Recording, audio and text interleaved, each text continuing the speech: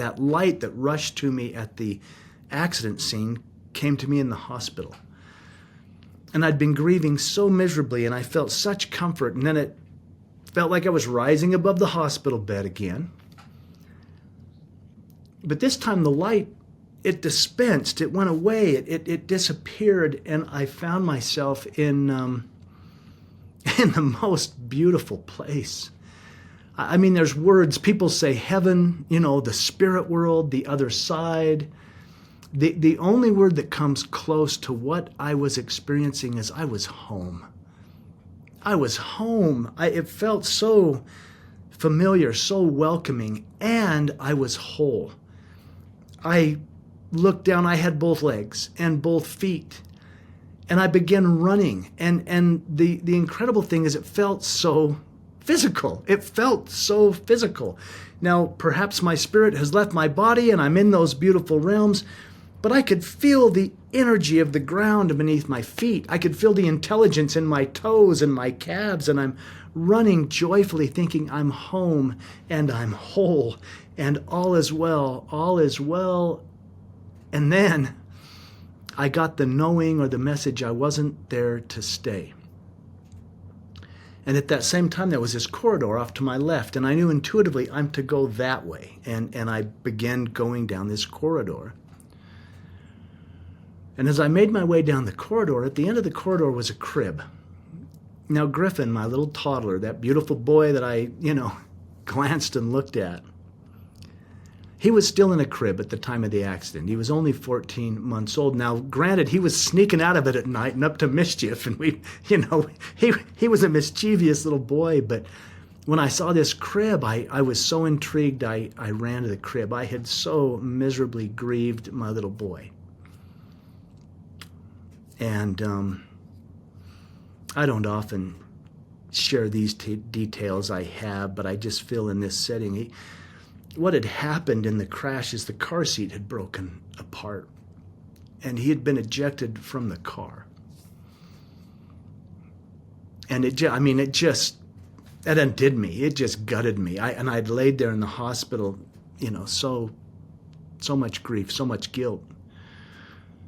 And I raced to this crib. I these thoughts of Griffin and the grief, and I raced and looked, and there in the crib was my little boy, and he was perfect. He was as perfect as when I'd glanced in the rearview mirror and saw the details of his hands. And here I was looking at him, and I noticed the details again. I noticed how long his eyelashes were, and I swept him up in my arms, and it felt so physical. I mean, I picked him up. I don't know if you've ever picked up a sleeping child. There's a weight, there's a heat.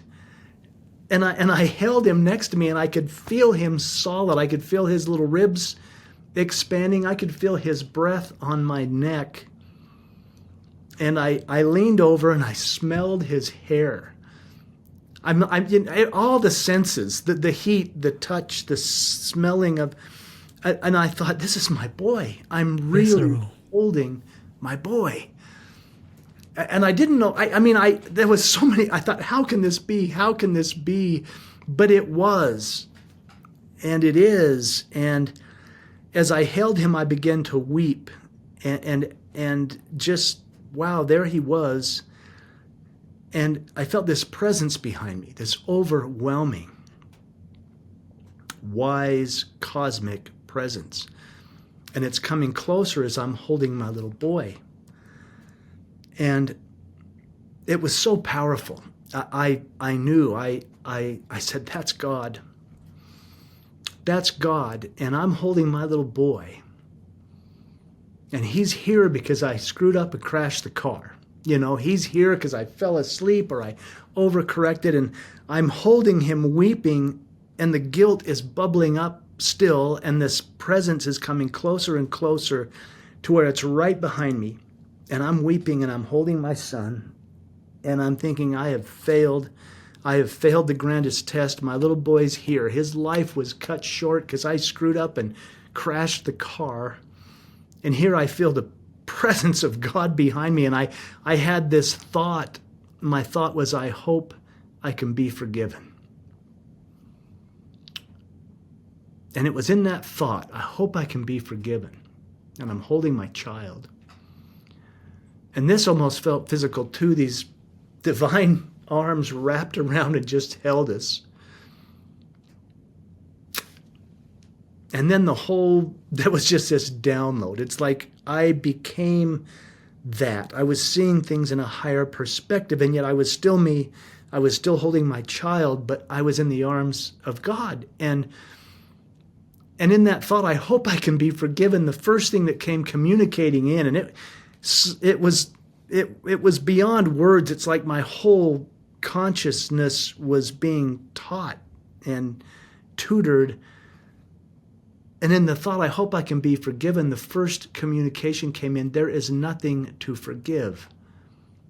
Everything's in divine order. And I thought, no, it can't be. This can't, and here I am arguing with the divine, Well, that can't be. It can't be in divine order. If it was in divine order, we'd still be there. We'd be on the porch hugging and kissing and saying goodbye, and I would have known, don't get in the car, stop the car, don't go take a nap, whatever, But I'm holding my child and there's nothing to forgive. And then boom, my life just, I wouldn't say it flashed before my eyes. It was almost like watching it as a full feature cinema. I mean, I saw my childhood. I saw my parents' divorce and the insecurities that caused in me. I saw my brothers and how they had showed up. I was seeing my life, and there was so much love. In fact, I was looking at my life, and here I'm saying, oh, that was a mistake. I didn't mean to do that. And there was so much love in these arms.